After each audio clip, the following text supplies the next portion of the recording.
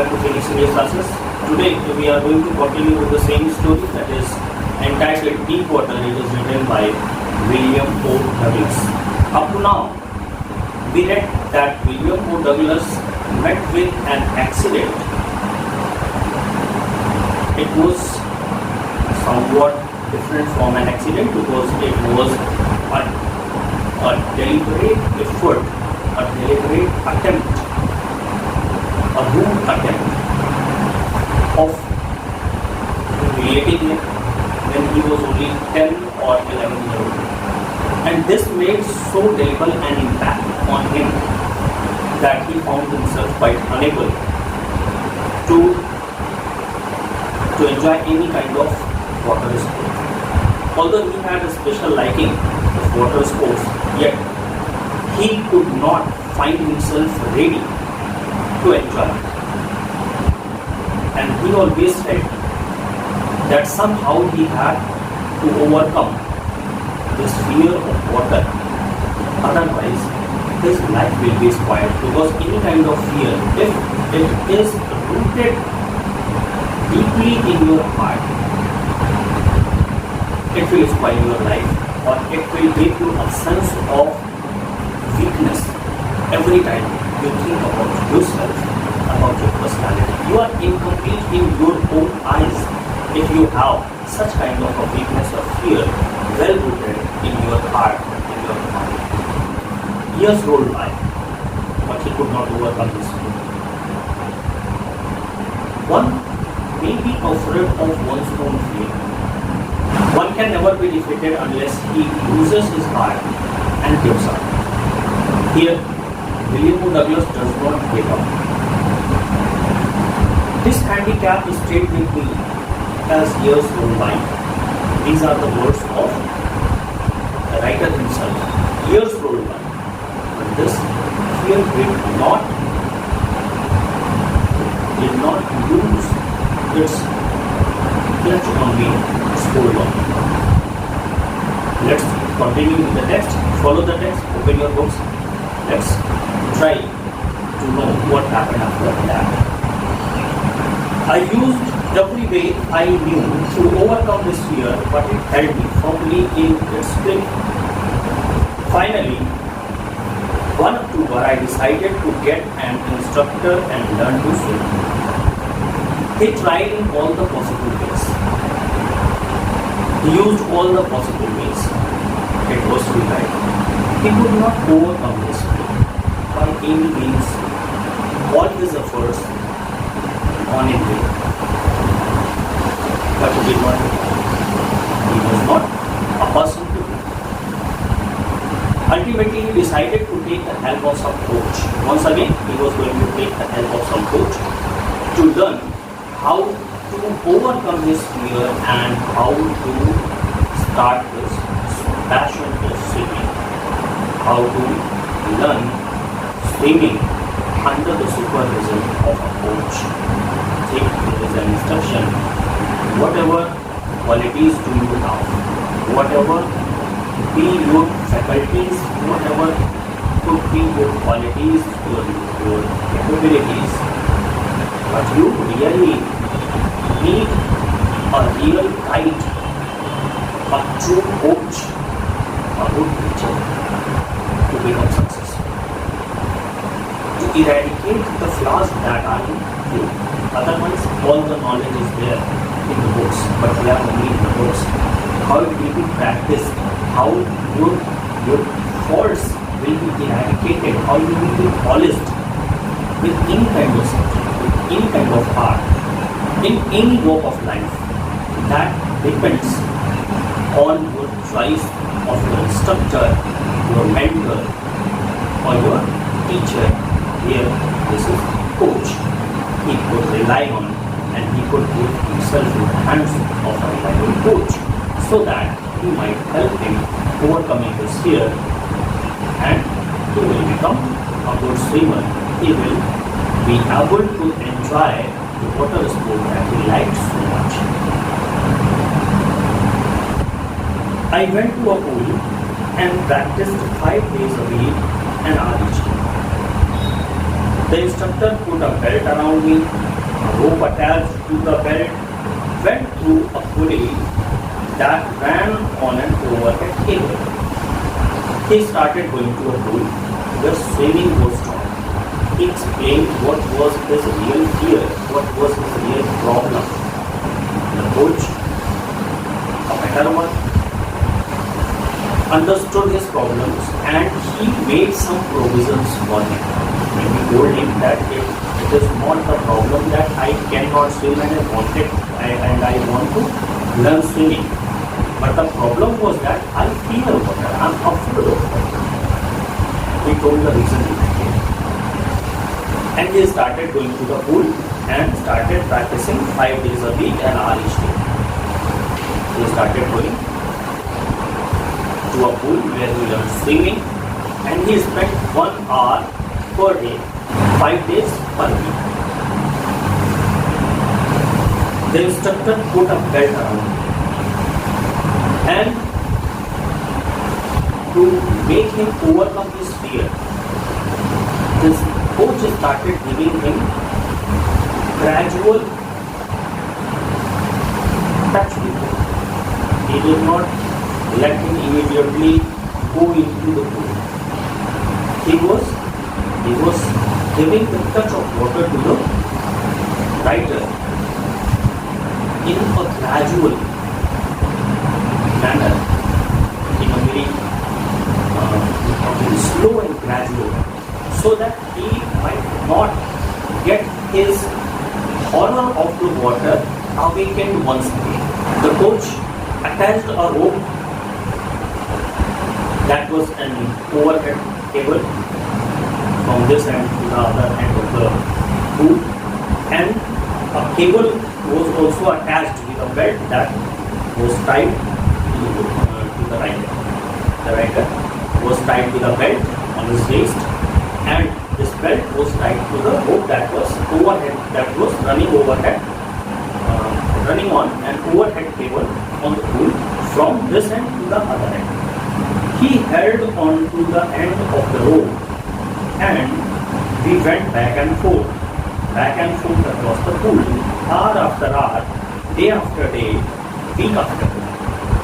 And the practice was started.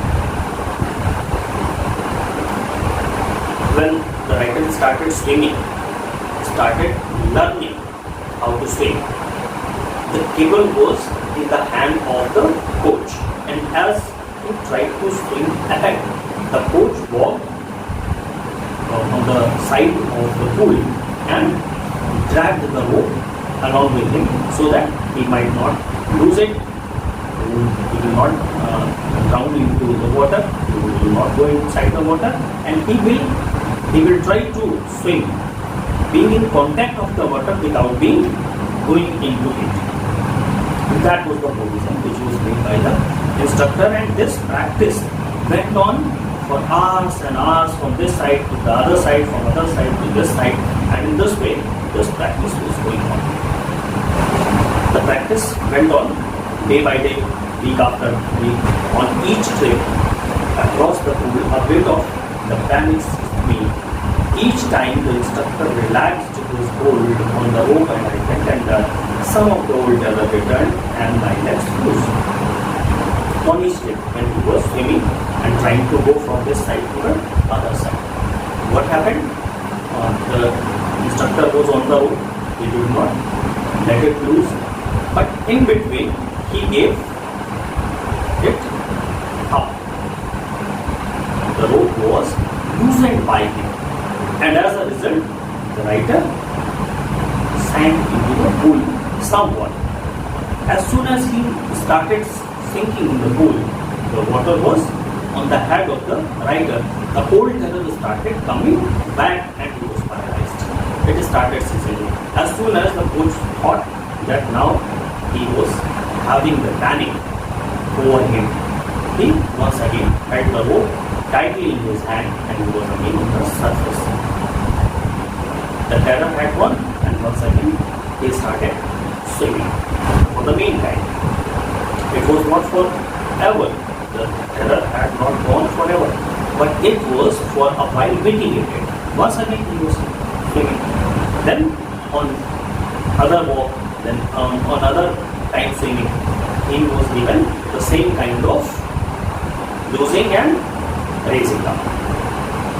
Each time the instructor relaxed his hold on the rope, I went under, some of the old terror returned, and my legs froze. Each time when the instructor relaxed his hold on the rope, he started sinking down into the pool. As soon as he felt that I was going underwater, the same old terror came back to him, and it seemed to him that my legs were frozen and I cannot move my feet. So, starting of the fear started with the frozen leg, that he could not move at all, let alone how to swim. It was 3 months before the tension began to slack, and it took the time of 3 months. This went on for months. 3 months were passed only in making him realize that this is not that pool in which the accident had taken place. This is not the place where he felt the drowning. This is not the condition in which he was drowning in his boyhood. To realize all these things, to overcome his fear that as soon as he was a little bit underwater, he was panicked and his legs started numbing out, or his legs were frozen. To mitigate this bit of fear that made his legs frozen, took the time of 3 months to mitigate. And after 3 months, there was not so much of fear. The fear was still there, but it was not so much that as soon as he was a bit of downwards, or he was a bit underwater, and he thought that my legs were out of order and I cannot move them. Now he was able to use his legs even when the rope was loosed, the coach had relaxed the rope and he was somewhat underwater. He started struggling underwater. Up to now, the situation was that he stopped struggling. Now he had come to this point after 3 months that whenever there was a relax in the rope was loosed and he was going underwater, his hands, his feet were working and he was trying to struggle. It means now the struggle started. Now he came to the point where he started learning swimming at the time when the accident had happened. Before the accident, he was trying to move his legs, he was trying to move his arms to learn swimming. Now he came to the position 0. Up to now he was in a negative mindset and negative learning. The negative learning has become now 0. Now he has to learn from here to improve his swimming or to learn his swimming. Now he was on the verge of learning swimming. He took 3 months to come to this. Then he taught me to put my face under water and exhale, and to raise my nose and inhale. Once this fear had gone or mitigated, that as soon as he was a bit underwater, he thought that I was helpless, and now he could do nothing. His legs frozen, his hands stopped. Now he started struggling. As soon as he started struggling underwater, the coach moved to the next step, and that was making him learn how to inhale and how to exhale. That means he taught him, while learning, what you have to do. You will put your head inside water, underwater, and exhale. And when you will move up, raise your head, and your head is on the surface of the water and your nose is out of water, you will inhale. This practice went on. Exhale, inhale. Exhale, inhale. Now he was trying to make him learn how to breathe when you are in water. That should be rhythmic. This is the difference that we do in the air, in our life on the earth, and this difference came when you are in the water and you are swimming. You cannot breathe like this. but there should be a proper rhythm. As soon as your head is up, you have to inhale, and as soon as you go underwater, you will exhale, and your breathing will become proper, and you will keep swimming and floating in the water. I repeated the exercise hundreds of times. This kind of exercise started. Now, the coach gave him a single task. You have to go inside water. You have to put your head inside water and exhale. Then come up and inhale in the air. Then drown your head into the water and exhale. This went on for hours, hundreds of times, and then the exercise was finished. Now he learned how to exhale and how to inhale.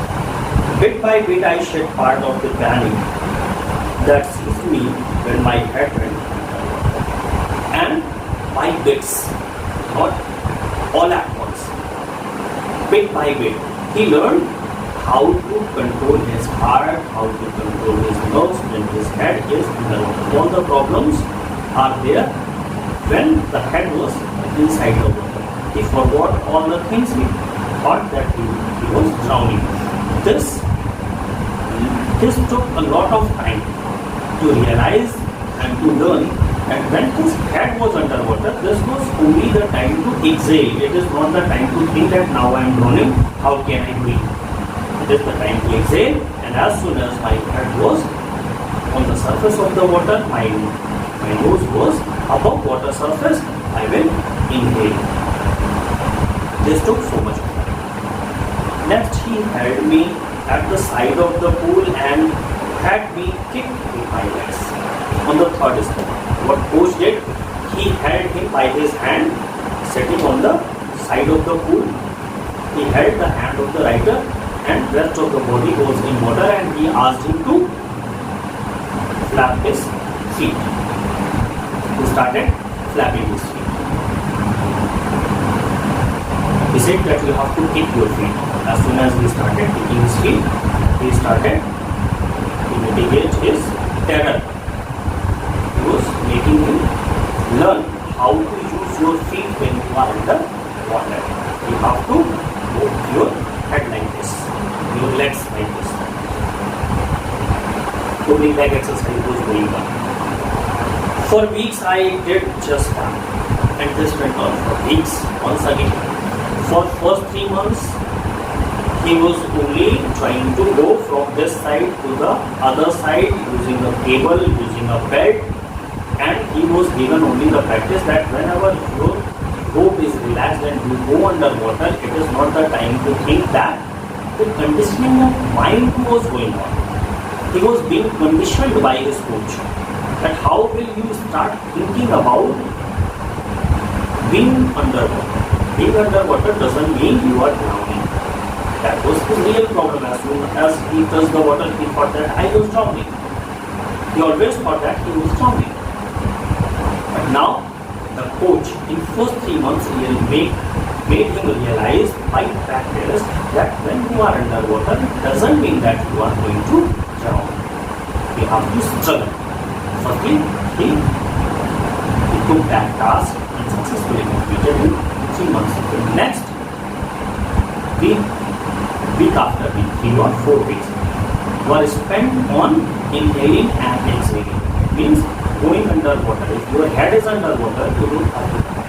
It is the time to exhale because you are coming out after that, and after that you will inhale. Now the third step began, and he learned how to use his feet. While swimming, the rest of the body was stagnant because it was held by the coach, and he was flapping only his legs. For weeks, I did just that. For weeks, we practiced it. At first, my legs refused to work. The terror was still there. It was mitigated but not eradicated. Now, as soon as he was given the task of using his legs, flapping his legs, kicking his legs in water, firstly he could not do it. But they gradually relaxed. But when it went on for hours, for weeks, the legs were also conditioned. Now, feet also started working. When he was in water, the feet did not froze, they did not got numb, but he was able to flap them, he was able to keep the water.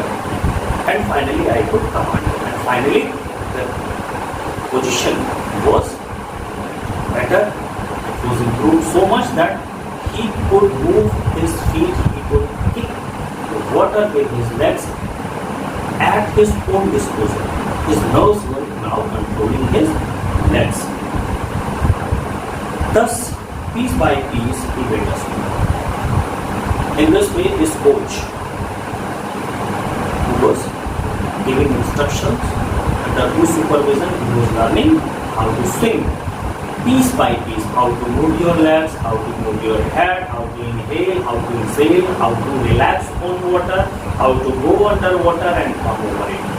So this was taught to him, this was instructed to him and taught to him bit by bit. Hands movement, feet movement, your head movement. Now you are a complete swimmer. Now you have to connect all these three activities together and swim in the pool. Now he was going to have the task of full swimming. And when he had perfected each piece, he put them together into an integrated way. When the coach was sure that each part of his body, bit by bit, had learned how to work, he joined all the activities together. Now he told the rider, and now you don't have to use only feet, you don't have to use only hands, you don't have to only exhale and inhale, but you have to do all it together. It means you will use your hand, you will use your, at the same time you will use your feet, and in the same time, as soon as your head is inside, you will exhale, and as soon as you are on the surface of the water, you will inhale. Join them together and start swimming, because you are a swimmer now. Enough. He said, now you can swim. Next one. When after anything, do a bathing. The coach certified. He said, now you are a good swimmer, you can swim in water by yourself, without any aid, without any rope, without the supervision of any instructor. You are a swimmer now, you can swim. Dive off and swim the length of the whole crawl stroke. And now they started testing him, and he said, now you are well versed swimming. And today you will give a test of crawl stroke. Crawl stroke means you will use your hands and feet together and you will start swimming in the pool or in the river, because they were doing it in the pool. They gave him task to jump into the pool, to dive into the pool and swim from this to that end. He did it. I did. The instructor was finished. The instruction was finished. As soon as this instruction was given by the instructor that now you have to jump into the pool by yourself, without any aid, without any support, without any instruction, and you have to swim from this end to that end, and the stroke will be crawl stroke. Means you have to use the crawl stroke, crawl stroke. It was done by him successfully, and the instruction was completed. But I was not finished. Though the work of the instructor was finished, yet my work was not finished. I had to learn something else. I still wondered if I would be terror stricken when I was alone in the pool. It is all right when there is instructor, because I know my psyche knows that there is an instructor if I am swimming, and if there is a glitch, if there is a problem, if I started drowning, the instructor is there and he will save me. Because this mindset was there, perhaps this was holding my terror. My terror may come back when I am swimming alone. And the enjoyment of sports is without any aid, without this kind of a thought that someone is there to help you. He said that I wanted to learn swimming by myself without any supervision, without any instructor. I tried it, Once I thought it, I started trying it. I swam the length up and down. I started swimming in the pool when nobody was there, all alone. I did it successfully. Tiny vestiges of the old terror were written. There were certain vestiges, there were certain signs, signals of the old fear once again grew up. But soon I mitigated them, I overcame them. But now I could frown and say to that terror, trying to scare me up. Well, here is to you. Look, and off I go for another one of the pool. But whenever it seemed to me that the old terror is coming back, this time I was not scared of it. I said, I'm not scared on your coming back to me. Rather, I gave my terror a frown. I showed my anger to my terror and said, I'm not scared of him. You will not be able to scare me anymore. And he said, you are trying to scare me. He is talking with his terror. He said, you are trying to scare me. Get aside. See, I will swim, and because you have come back, now I will take another that end to this end swimming right now. Whenever this terror came back, he said, I will not stop here. If you are trying to seize me, if you are trying to terrify me, then I will swim one more chance. And he did it. In this way, he eradicated his fear, and now his fear was mitigated up to the point when he thought, he was confident that he could swim all alone without the aid, without any support, anywhere in the pool or in the pool. This went on until July, but I was still not satisfied. This process went on till July. The coach said to him that you are now a swimmer in April, and he spent May and June, 2 months, and till July he did the same thing. Whenever he was alone, there was nobody around the pool, he jumped into the pool, started swimming. Whenever he thought the terror is coming back, he shut it off and had another round of the pool. This went on for 3 months once again, but still he was not satisfied at all. I was not sure that all the terror had left. I was not satisfied because I thought this terror had not completely left me. It is there somewhere in the core of my heart. So I went to Lake Wentworth in New Hampshire, dived off a dock at Trix Island and swam 2 miles across the lake to Stamp at Island. So I thought, now I will leave these confined places, these worst places, these bold places. In place of these things, I started swimming in the lake. I tried it on several places like Lake Wentworth. He tried to dive at the Trix Island, and then he swam 2 miles across the lake to Stamp at the Island. He tried and tested himself in these 3 places, in these 3 water bodies. I swam the crawl, breaststroke, side stroke and back stroke. Now he was trying everything that he had done. He tried back stroke, he tried crawl stroke, he tried side stroke. On side stroke you use only one arm and feet. In crawl stroke you use both the arms and feet. In back stroke you use feet and arms but lying on your back.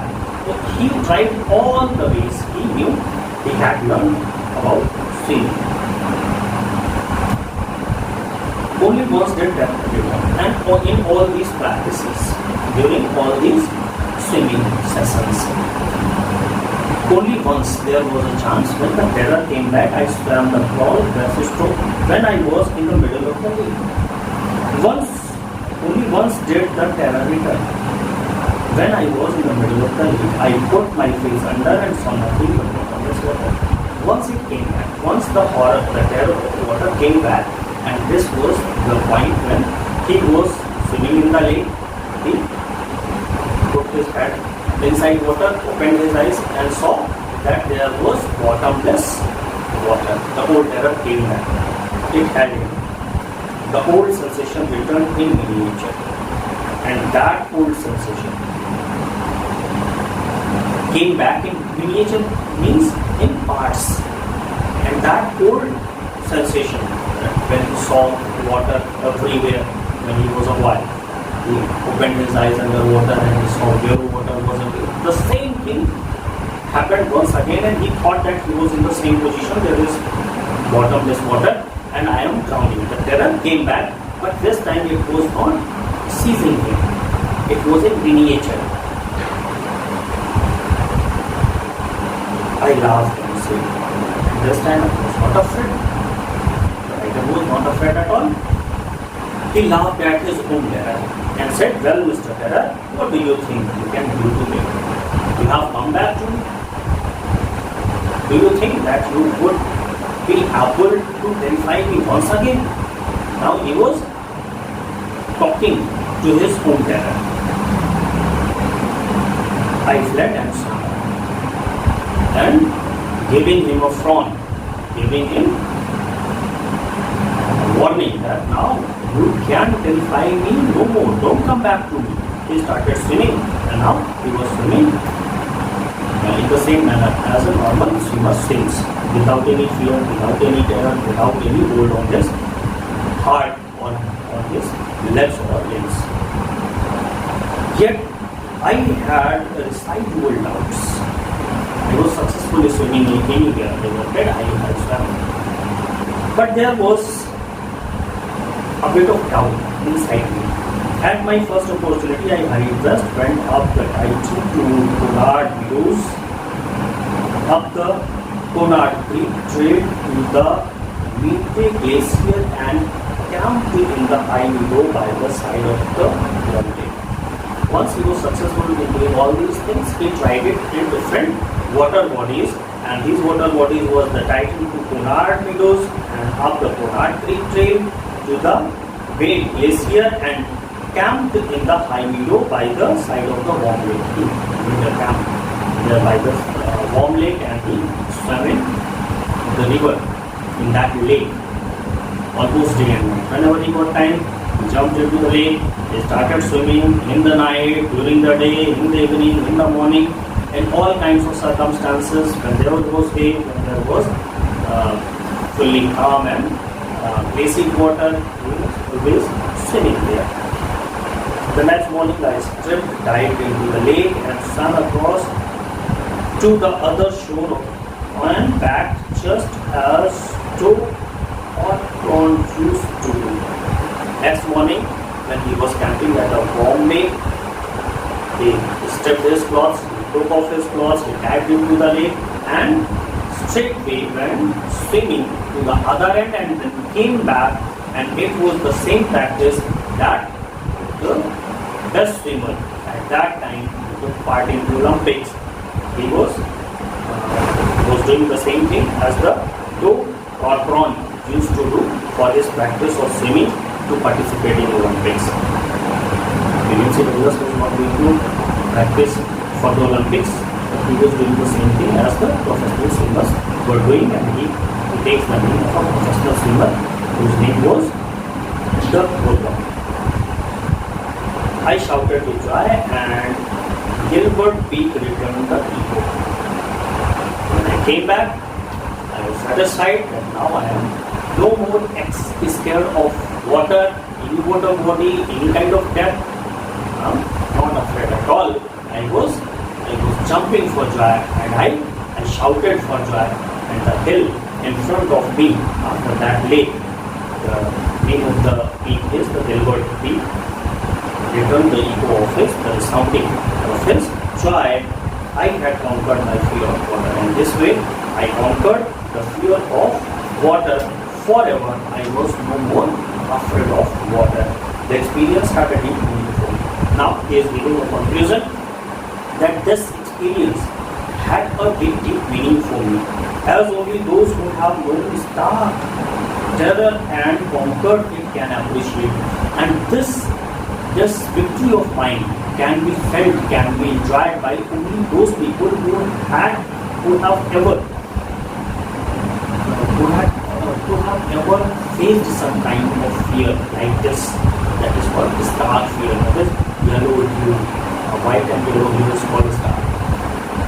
That kind of yellowish fear is felt by the people, and if they come to know about my experience, they would certainly say what do I mean by this victory and what I have got by this victory. In death there is peace.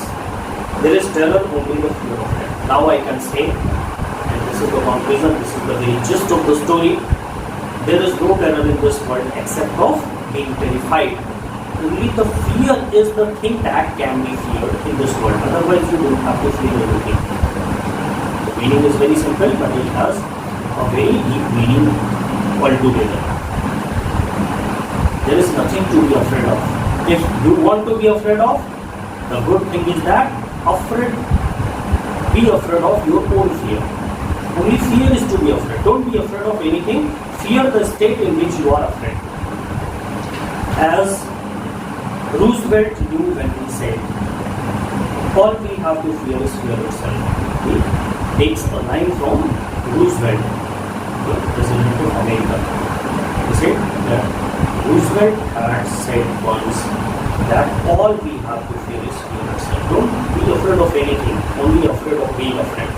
Because I had experienced both the sensation of dying and terror that fear of it can produce, the will to live somehow grew in intensity. Now I can approve of what Roosevelt had said. It was right when he said you should be only afraid of fear itself. Because I have experienced both the things. I experienced death, and death was all peaceful. It is very peaceful. It is full of calm and serenity when you are dying. Death is not the thing to be afraid of, but this fear is to be afraid of. And I have lived both the things, and now I have come to the conclusion.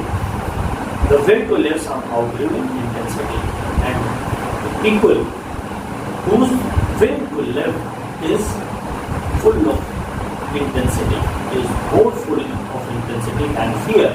They only survive, they only become successful, and they only become the conquerors. At last I felt released. When I conquered my fear, I felt that I am now free from all kinds of bondages, all kinds of fears and limitations, free to walk and trees and climb the peaks and to brush aside fear. Now I can walk anywhere, I can climb any cliff, and I can put aside all kinds of fear forever. Here comes this story to an end. If you have still any problem or any part of explanation is not clear to you, you may ask me inside the comment box, or you can WhatsApp me on my personal WhatsApp number. After this, we will have a chapter test, assessment of learning of this chapter. Till then, prepare your chapter very well, wait for the assessment. Goodbye.